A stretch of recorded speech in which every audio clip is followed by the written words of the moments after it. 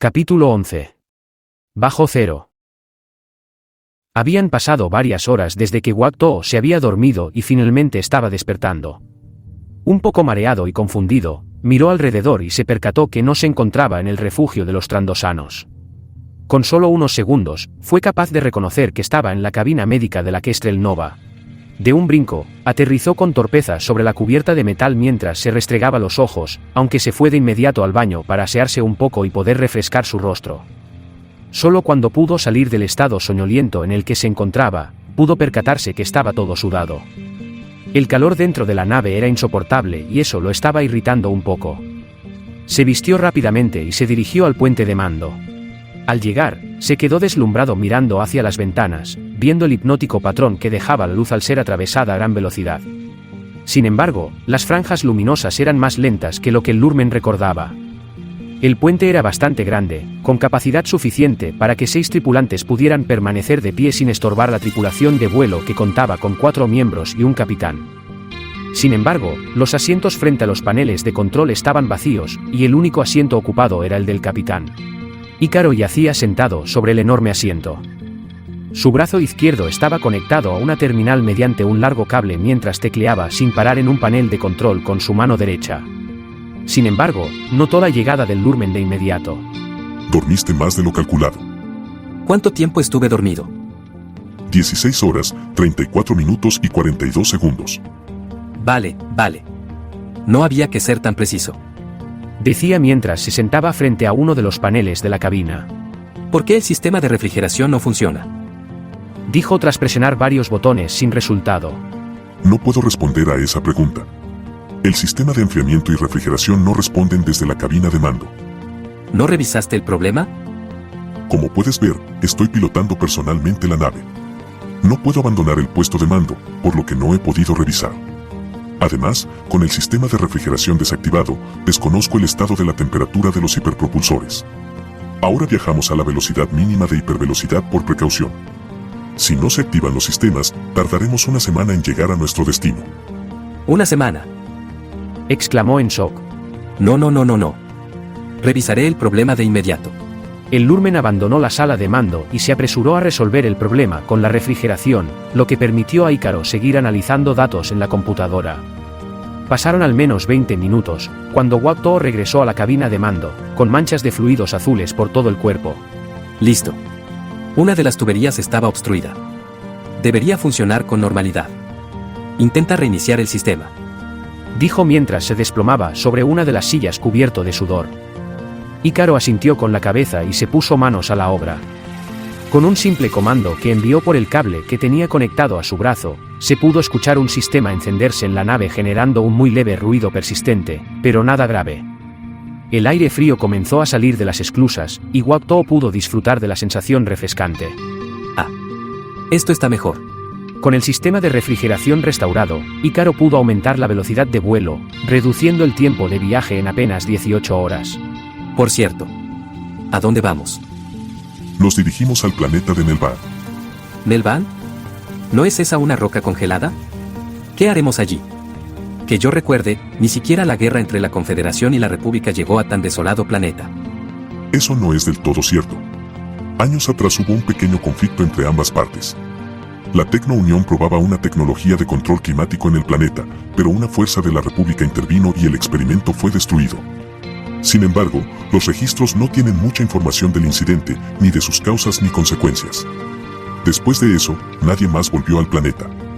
Si eso es cierto, ¿qué haremos ahí? Según tengo registro, esta información solo la conocían el general Grievous, el capataz Bat Tambor y solo algunos científicos de la Tecno-Unión. Pero en el planeta se fabricó una instalación supersecreta para la investigación científica. Ni siquiera el conde Dooku sabía de su existencia. Suena misterioso. Dijo burlesco. ¿Y cómo es que tú sabes de ese lugar? Porque en ese lugar fue donde me fabricaron. El droide miró al Lurmen, transformando su sonrisa burlona en asombro y desconcierto. Entonces, es como regresar a casa para ti. Ícaro no respondió a su comentario. Simplemente no entendía las palabras de Wakto. Después de todo, el concepto de casa u hogar no era algo que los droids pudieran definir correctamente más allá de una estructura funcional. Aún así, el Lurmen pensó que había molestado al droide sin saberlo. Un incómodo silencio se mantuvo por varios minutos en la cabina, hasta que el estómago del Lurmen rugió con fuerza.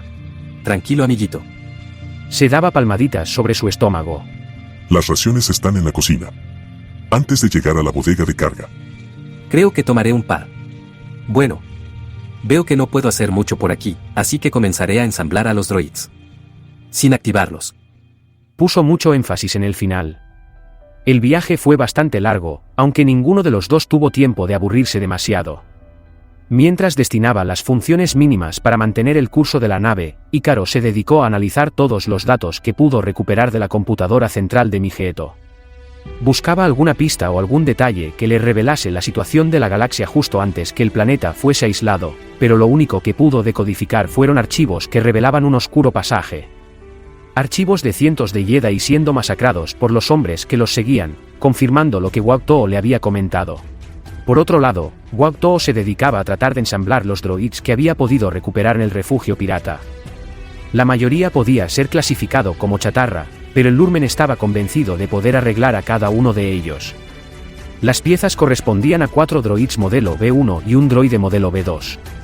Aunque también había un armazón de droideca, pero no tenían un núcleo que fuese compatible con el modelo, así que se convertiría un proyecto a futuro, o simplemente se pudiese vender como chatarra.